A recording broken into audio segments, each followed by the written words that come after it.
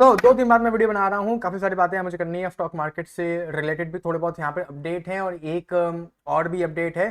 एक न्यूज़ भी निकल के आ रही है, बहुत सारी आप लोगों ने सुनी भी होगी यहाँ पर, कि यूएस की जो गवर्नमेंट है वो शटडाउन यहाँ पर हो रही है। आखिर उसके पीछे का क्या है बातें यहाँ पर, कि क्या लॉजिक है, ये सब क्यों हो रहा है, इसमें थोड़ी सी बातें यहाँ पर करूंगा मैं। एंड कुछ लोग यहाँ पर जो आईपीओ अभी मिल रहे हैं, यहाँ पर जो क्लोज हो चुके हैं और जिनकी लिस्टिंग मार्केट में हो चुकी है, उसमें फंस गए हैं।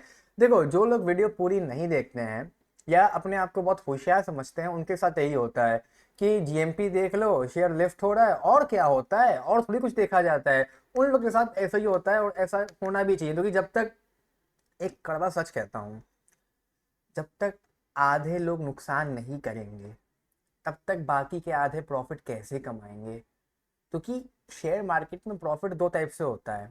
एक तो होता है जब मार्केट कैप इंक्रीज करता है तो वेल्थ की जनरेशन होती है, वेल्थ जनरेशन होती है, उसमें पैसा, सब नया पैसा बनता है।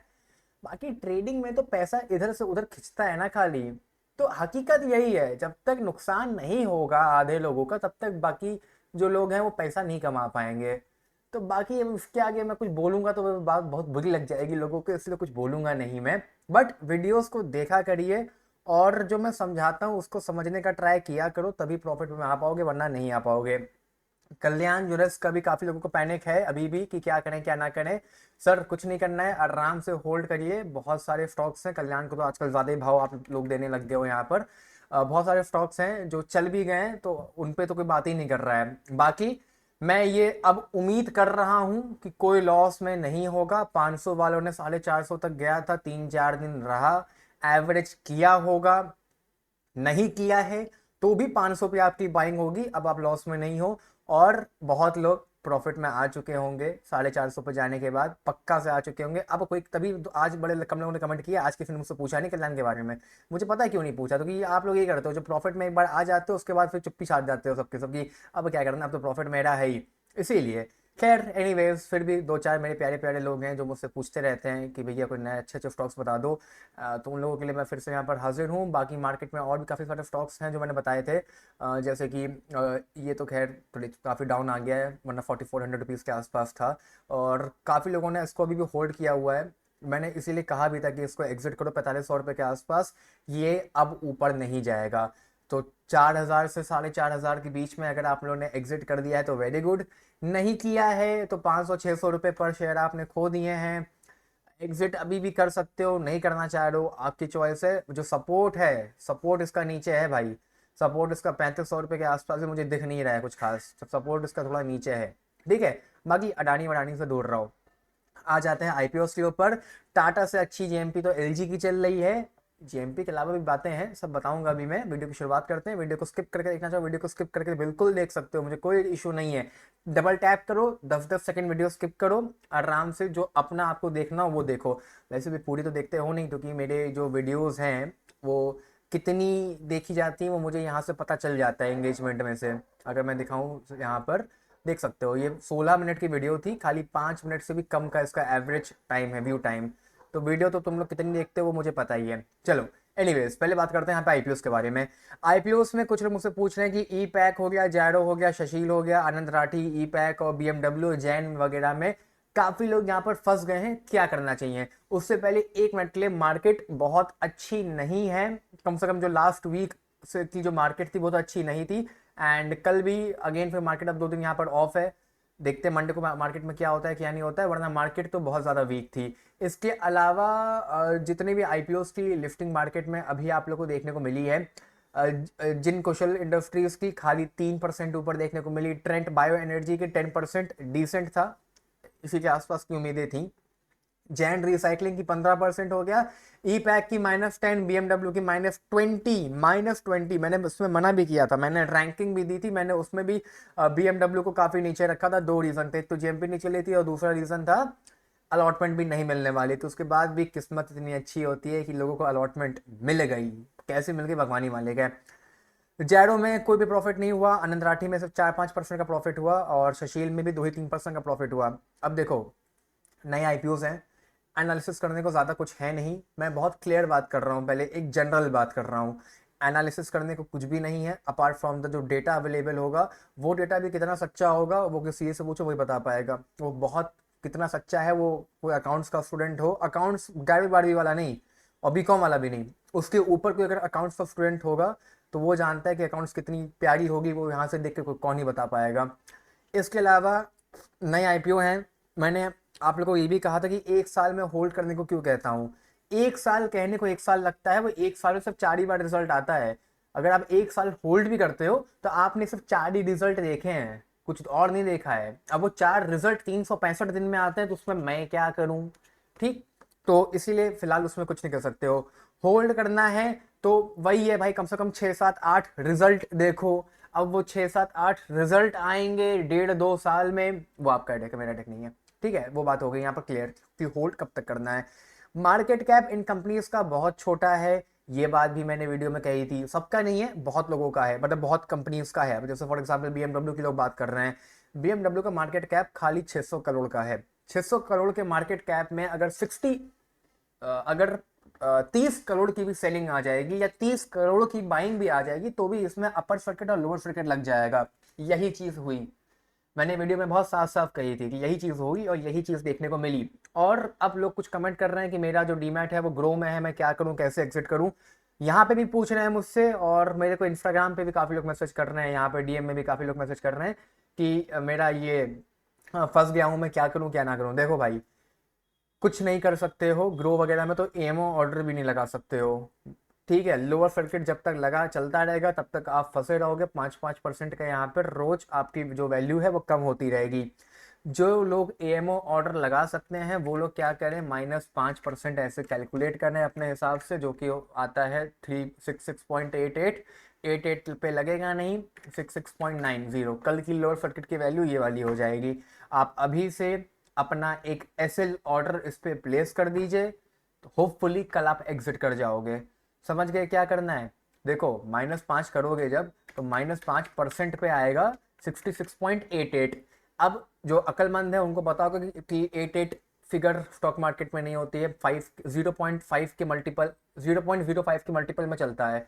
तो 0.05 का जो मल्टीपल है वो इससे एक ऊपर ही रहेगा, नीचे वाला नहीं है। अज्यूम करेगा तो क्योंकि सेटलमेंट आज हो चुका है, 5.01 आज हो चुका है, तो कल 6.85 नहीं हुआ, कल 6.90 हो जाएगा। कल की जो वैल्यू है, कल की वैल्यू हो जाएगी आपकी 66.9। ठीक है, तो अभी से अपना एक एसएल ऑर्डर इस पे प्लेस कर दो। किस्मत अच्छी रहेगी तो आप लोग बच जाओगे, नहीं तो फिर अगेन मैं कुछ नहीं कर सकता हूँ। होल्ड करने वाले लंबे टाइम तक होल्ड करो, कंपनी बहुत छोटी है, कंपनी सिर्फ 500-600 करोड़ की है, और ये सेम चीज यहाँ पे सारी कंपनीज का है। और प्रॉफिट कुछ खास बढ़ नहीं रहा है, 2022 में भी उतना था, 25 में भी उतना ही है, तो प्रॉफिट उतना ही है, तो वैल्यूएशन क्या ही बढ़ेगी कंपनी की। बाकी आप लोग अपने हिसाब से देख सकते हो। सेम चीज़ यहाँ पर सभी में जाने वाली है, सब में एनालिसिस करने को कुछ भी नहीं है। कोई भी कंपनी यहाँ पर बहुत अंडर वैल्यूड में मुझे नहीं लगी, ये बात मैंने सबकी वीडियोस में कही थी। तो जब तक मुझे अंडर वैल्यूड नहीं लगेगी तब तक मैं होल्ड करने के लिए लंबे समय के अलावा कुछ नहीं कह सकता हूँ। अगर आपका विजन लंबा हो तो आप फिर होल्ड करो, नहीं तो फिर आप लोग एग्जिट करने में ट्राई कर सकते हो। बाकी आज एडवांस एग्रो का, ओम फ्रेड्स का आईपीओ बंद हो चुका है। एडवांस एग्रो लाइफ का फिर भी डिसेंट था, डिसेंट था, तो थोड़ी बहुत जीएमपी यहाँ पर चल रही थी। और जीएमपी खैर एनीवेज, वो अगर मैं आज यहाँ पे बताऊँ आप लोग को, तो वो लगभग 14% के आसपास अभी भी चल रही है। तो अगर किसी ने यहाँ पर एग्रो लाइफ में अप्लाई किया है तो ठीक है। जीएमपी में कोई मेजर फॉल भी नहीं था, जैसे कुछ आईपीएस की जीएमपी तो 20% से 10% हो गई थी, तो यहाँ पर तो ऐसा कुछ देखने को नहीं मिला। अब अगर किसी ने यहाँ पर अप्लाई किया भी है एग्रो लाइफ में, तो अलॉटमेंट जो है वो 20 में से 1 को मिल जाएगा। मतलब कि आप लोग के जो प्रैक्टिकली जो चांसेस हैं यहाँ पर अलॉटमेंट मिलने के, वो लगभग लगभग आ जाते हैं 5% के आसपास, जो कि डिसेंट है। 5% के चांसेस है अलॉटमेंट मिलने के, और 95% हो जाएंगे अलॉटमेंट ना मिलने के, ये फैक्ट है। बाकी 20 में से एक आदमी को अलॉटमेंट मिलेगी, एक लॉट की, उससे ज़्यादा की नहीं मिलेगी। अगर आप लोगों ने रिटेल में लगाया हो, एचएनआई में लगाया होगा, तो फिर कैटेगरी आप लोग की चेंज हो गई होगी, एचएनआई में आ गई होगी। एचएनआई में से 119 में से एक को मिलेगी, 119 में से एक को मिलेगी, तो वो 0 पॉइंट समथिंग चांसेस बनेंगी आप लोग की, मतलब कि अलॉटमेंट नहीं मिलने वाली है। ठीक है, बाकी इस आईपीओ की जो अलॉटमेंट है वो आप लोगों को मार्केट में देखने के लिए मिल जाएगी। आई थिंक कब आ रही है इस आईपीओ की, आज क्लोजिंग हुई है, तो अलॉटमेंट यहाँ पे कल छुट्टी हो जाएगी। अलॉटमेंट आप लोगों को मंडे को देखने के लिए मिल जाएगी, एंड वेंसडे को इस आईपीओ की हो जाएगी मार्केट में लिस्टिंग। वही जो प्रॉफिट है लगभग आप लोग का 2,000 रुपये के आसपास का हो जाएगा according to the GMP. And बाकी फिर मार्केट कैसी रहती है ये भी काफ़ी चीज़ें इस पर भी डिपेंड करती हैं। अगर मार्केट ऐसे तो मंडे ट्यूसडे में आई डोंट थिंक कुछ होना चाहिए, लेकिन हाँ गैप लंबा है तो हो सकता है कि कुछ न्यू इन्फो आ जाए दुनिया में जिसके चक्कर में मार्केट डाउन जा सकती है। अब भी जा सकती है, अच्छी इन्फॉर्मेशन आएगी तो मार्केट और इंक्रीज भी हो जाएगी। बाकी इतना गिरी है कि और नहीं गिरनी चाहिए, अब रुक जानी चाहिए। ये बात हो गई यहाँ पर एग्रो लाइफ की। वी वर्क का आईपीओ ओपन है, जीएमपी नहीं चल रही, फालतू में कवर नहीं करूंगा, आप लोग का टाइम खराब होगा। टाटा कैपिटल का आईपीओ बहुत बढ़िया है, यहाँ पे कोई भी शेयर होल्डर कोटा वगैरह नहीं है, शेयर होल्डर कोटा वगैरह नहीं है तो यहाँ पे कुछ अलॉटमेंट की कंफर्मेशन है नहीं। बाकी हाँ ये है कि आईपीओ बहुत बड़ा है तो अप्लाई करेंगे, तो अगर आईपीओ फुल्ली सब्सक्राइब नहीं होगा, क्योंकि आई डोंट थिंक ये होगा, क्योंकि जीएमपी नहीं चल रही तो लोग अप्लाई नहीं करेंगे, तो इसीलिए हो सकता है कि अलॉटमेंट यहाँ पे मिल जाए। लेकिन अलॉटमेंट अगर मिल भी जाती है तो उसका आप क्या ही करोगे, क्योंकि जीएमपी यहाँ पर चल नहीं रही है। 5% की जीएमपी है, अभी अवॉइड करिए। टाटा का नाम जरूर है यहाँ पर, अगर कुछ इन्फो होगी बढ़िया या अगर मैं अप्लाई करूंगा, हो सकता है मैं इसमें अप्लाई कर दूं। अगर मैं अप्लाई करूंगा तो मैं आप लोग को अपडेट कर दूंगा, वरना तो मैं और किसी आईपीओ में अभी फिलहाल मैंने अभी तक किसी भी आईपीओ में अप्लाई नहीं किया है, इस बार पैसे भी नहीं मेरे पास अप्लाई करने के लिए।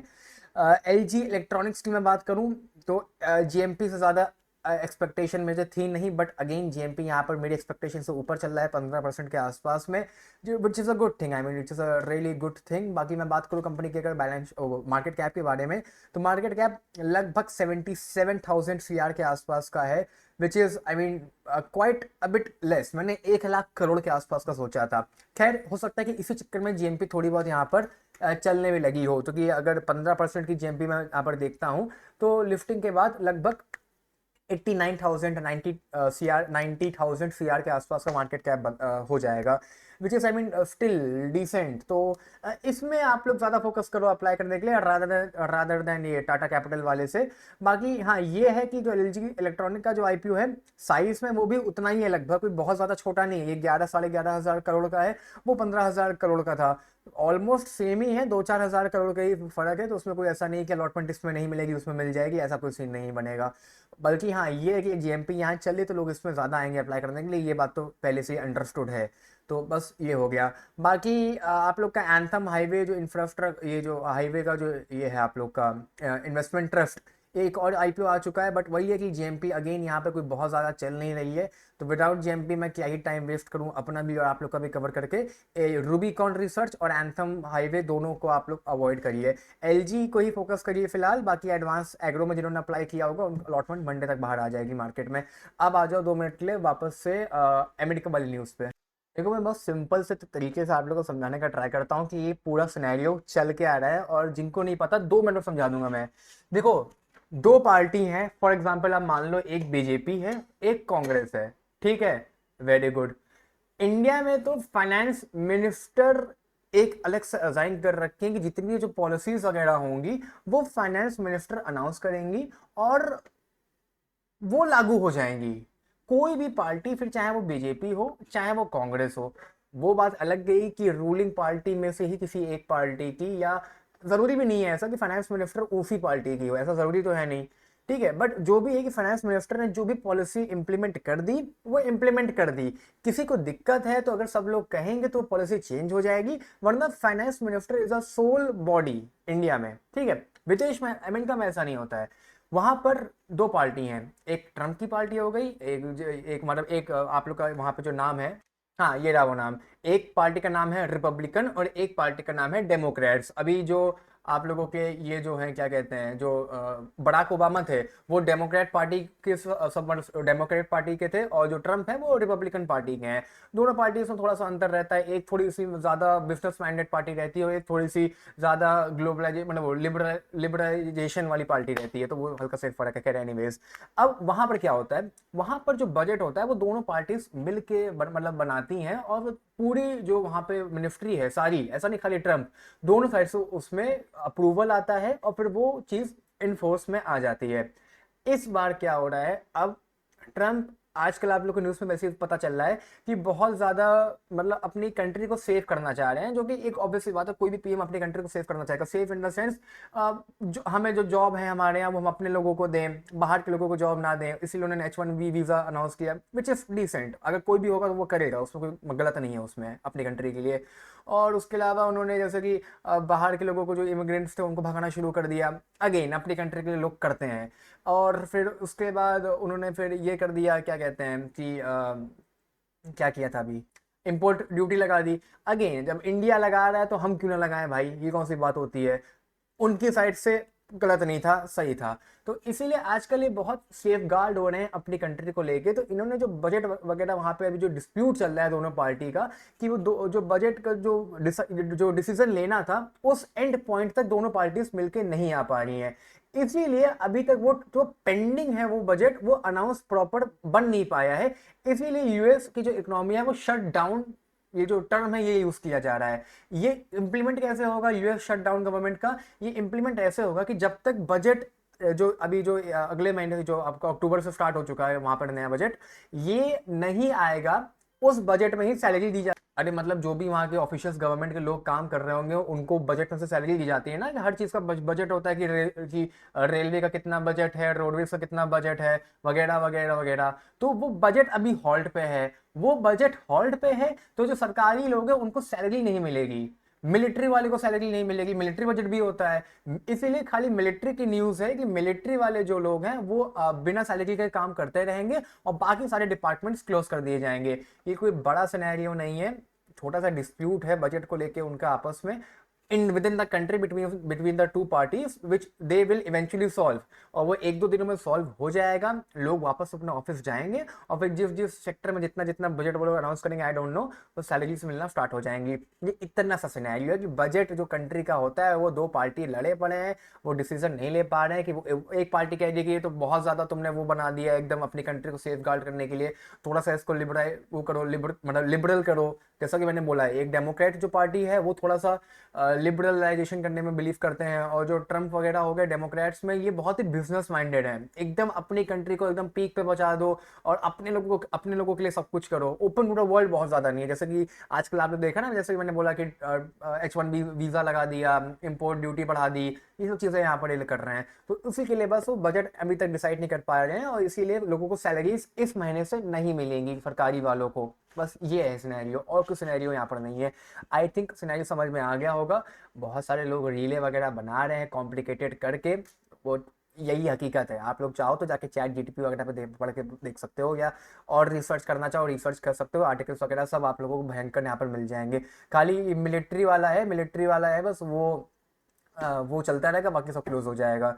सोचा अपडेट कर दूं मैं आप लोग को। Back to the main topic, अब आते हैं शेयर्स में से देखो क्या करना चाहिए। देखो पहली बात तो टाटा इन्वेस्टमेंट, ये जो है कॉर्पोरेशन है, ये मुझसे काफ़ी लोग मुझसे पूछ रहे हैं एक दो दिनों से कि क्या करना चाहिए क्या नहीं करना चाहिए, बहुत ज़्यादा ये भाग चुका है। टाटा का जब भी कोई आईपीओ आता है उसमें वो एग्जिट लेते हैं। कौन एग्जिट लेता है? टाटा का जब भी कोई आईपीओ आता है तो उसमें जो ऑफर फॉर सेल का अमाउंट होता है वो प्रमोटर्स का होता है, और टाटा की इतनी सारी कंपनीज हैं कि वो प्रमोटर खुद ही किसी दूसरी कंपनी के नाम से उसको परचेज करते हैं, और वो टाटा की खुद ने कंपनी बना रखी है, Tata investment corporation. Tata capital के आईपीओ में वो अपना माल बेचेंगे, अपना माल जब बेचेंगे तो पूरा पूरा इनका प्रॉफिट में आ जाएगा। इसीलिए सितंबर से जब न्यूज़ इन लोगों को पता चल ही जाता है कि कब आने वाला है कब नहीं आने वाला है, इनसाइडर इन्फो तो मार्केट में होती ही है। इसी चक्कर में ये लगभग 50% के आसपास भाग चुका है। एग्जिट कर जाओ, होल्ड करने की ज़रूरत नहीं है। जितनी भी वैल्यूएशन से जो प्रॉफिट इनको होने वाला था वो इनको मिल चुका है, मतलब मिल जाएगा। तो उसकी स्पेकुलेशंस मार्केट में आ चुकी हैं। अगर अभी भी पोर्टफोलियो में है तो एग्जिट कर जाओ, और इस लेवल पे प्लीज़ इसको बाय करने की गलती मत करना, ठीक है। क्रेडिट ग्रामीण एक्सेस में मुझसे कुछ काफ़ी लोग पूछ रहे हैं कि क्या करना चाहिए क्या नहीं करना चाहिए। सर आप प्रॉफिट में 1400 रुपये क्रॉस कर चुका है। नेक्स्ट मेरा जो है बस ये क्रॉस कर जाए थोड़ा सा और 1500-1600 रुपये के आसपास का चला जाएगा। सभी प्रॉफिट में यहाँ पर इसको होल्ड करो। क्यों प्रॉफिट वाला काट रहे हो? जो लॉस में उसको काटो, प्रॉफिट वाला क्यों काट रहे हो? कल्याण मैंने कवर यहाँ पर कर ही लिया है। और CDSL और कैंप्स मुझसे काफ़ी लोग पूछ रहे हैं कि आजकल इसमें क्या करना चाहिए। CDSL में भी अगेन 1500 रुपये के आसपास ट्रेड कर रहा है, ऐड करना चाहे ऐड कर सकते हैं, 1100 रुपये के आसपास की वरना बाइंग होगी हम लोगों की। एंड जहां तक बात रही कैम्स की, कैम्स भी थोड़ा सा सस्ता मिलने लग गया है, 3800 रुपये के आसपास का, 4200 रुपये के आसपास से गया था। अब बाय करना चाहे वापस से बाय करना स्टार्ट कर सकते हैं, 3700 रुपये के नीचे ये फिलहाल नहीं जाना चाहिए। और 3700 के नीचे अगर गलती से निकल जाता है तो फिर हम लोग देखते हैं कि क्या करना होगा, वरना अभी के हिसाब से तो 3700 रुपये ही मेरा मेन वो है सपोर्ट, उसके नीचे नहीं जाना चाहिए। अच्छा ये बात, हाँ मुझसे ये भी एक स्टॉक मुझसे पूछ रहे थे, ये कहाँ गए सिद्धार्थ भैया थे, कौन थे, हाँ ये रहे भैया। देखो इतने छोटे मार्केट कैप्स को मैं कवर नहीं कर सकता हूँ, ये सब माइक्रो कैप की कंपनियां हैं, ये सब सट्टे वाली कंपनियां हैं, चल गई तो 10 गुना, नहीं चली तो कोई बात नहीं, इसलिए इतनी छोटे मार्केट कैप्स को मैं वीडियो में अवॉइड करता हूँ क्योंकि कोई मतलब ही नहीं है। आप इन कंपनीज का बिजनेस देखो, अगर आप लोग को लगता है कि बिजनेस सही है, फ्यूचर में इसकी डिमांड है तो होल्ड करिए, नहीं तो एग्जिट कर जाइए। एनालिसिस इतनी छोटी कंपनी में काम नहीं करती है, ठीक है, इसीलिए फालतू में मैं फेंकूंगा भी नहीं कि ये देख लो वो देख लो, कुछ नहीं है। काम अगर सही है तो होल्ड करिए, नहीं तो एग्जिट कर जाइए, ये बात सिंपल है यहाँ पर। बाकी इस वाली वीडियो में इतना ही, IPOs की आई होप आप लोगों को बातें समझ में आ गई होंगी। Bye bye, take care, love you, और मिलता हूँ कल एक नई वीडियो के साथ।